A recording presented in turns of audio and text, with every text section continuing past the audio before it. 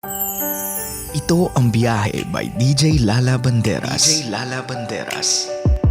Kasama niyo pa din, my name is DJ Lala and welcome to my show, Biyahe, ang programang sakto, klaro, derecho. Unang stop ng ating hashtag Biyaheng Pinakilig pero Hindi Inibig ay yung mga taong tirador ng kaibigan. Nakpo, love, pagkaibigan, kaibigan lang, walang landian. O, diba? Lalo na kung hindi naman talaga paninindigan. Kasi ang mahirap niyan, may mga tropa tayong pa-fole, diba? Kunwari ang tawag bes, pero ang kilusan hindi pang bes. Diyos ko, wag ako. Been there, done that. O, diba? Kasi love, kung tutuusin na ang pangit din naman kapag yung friend mo, yung haharutin mo tapos hindi mo itutuloy, barkadahan nyo lang din ang masisira nyo. And sa totoo lang, only a few people can be friends after being lovers. Only a few people can do that. So just a piece of advice, kung hindi naman kayang ituloy hanggang hangganan, wag mo nang pangarapin pang simulan. Sometimes, things are better off as it is. Quiet and stable. Okay? Second stop ng ating hashtag Biyaheng Pinakilig pero Hindi Inibig ay para naman sa mga girls. Akala nyo ba boys lang ang paasa?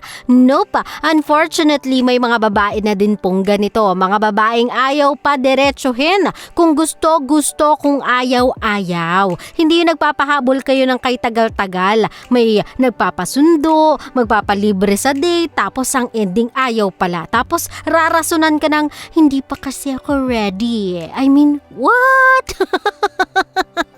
What, girl? So girl, kung hindi ka pa ready, bakit ka nagpaligaw? Bakit ka pumayag sa mga dates? Bakit ka nag-receive ng mga gifts? Huwag mo kasing iparamdam na may patutunguhan kung wala naman talaga. Huwag kang certified paasa na manggagamit pa. If you wanna be respected by other guys, act respectable. It's that simple. Ayaw mong maka-attract ng mga playboy? Then wag kang payami. Only say yes to suitors na nakikitaan mo ng potential of being your partner para hindi ka makasakit ng iba. Sabi nga ng ibang lalaki, di ba? They were once a good guy, but the girls in their past turned them into not so good guys anymore.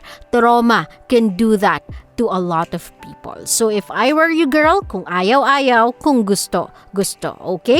Sa mga love natin, you may still post your comments or thoughts over at my Facebook page, DJ Lala Banderas. Now, before we go back to more of our diva songs, paalala muna ulit sa mga makukulit, please, diba, tapusin na natin ang pandemic na ito. Let's put a stop sa virus na ito. So please, doble ingat tayo. Please, makinig naman tayo. Please, sumunod tayo sa utos ng barangay, okay? Last stop ng ating hashtag Biyaheng Pinakilig pero Hindi Inibig ay social media. Naku po, kung merong isang poll ng biggest source of heartbreak, ito yon, social media. Iba kasi talaga yung mga harutan ng tao sa social media. Iba ang mga salitaan, talagang mabulaklak kung mabulaklak. O diba? Kung mag-chat, akala mo ganun talaga in person, but a lot of things can be hidden sa social media platforms. Sometimes, even yung mismong katauhan ng tao, kaya mong ikuble sa social media by pretending to be someone you're not.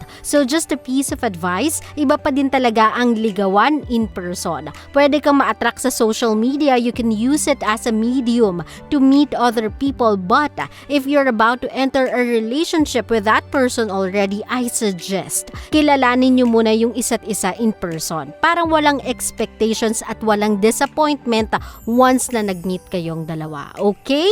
Sa mga kabisyo natin, ingat-ingat sa social media. Marami po dyang tinatawag nating buwaya. Trot.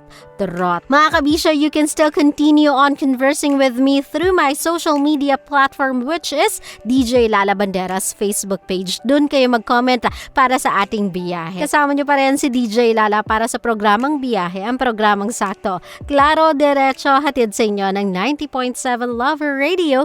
GV lang, walang hate, puro love lang. Always your number one SM radio station. Love Radio. Love, kung natuwa ka sa aming video, i-click mo na yung subscribe button at yung notification bell para naman notified ka sa mga bago naming videos.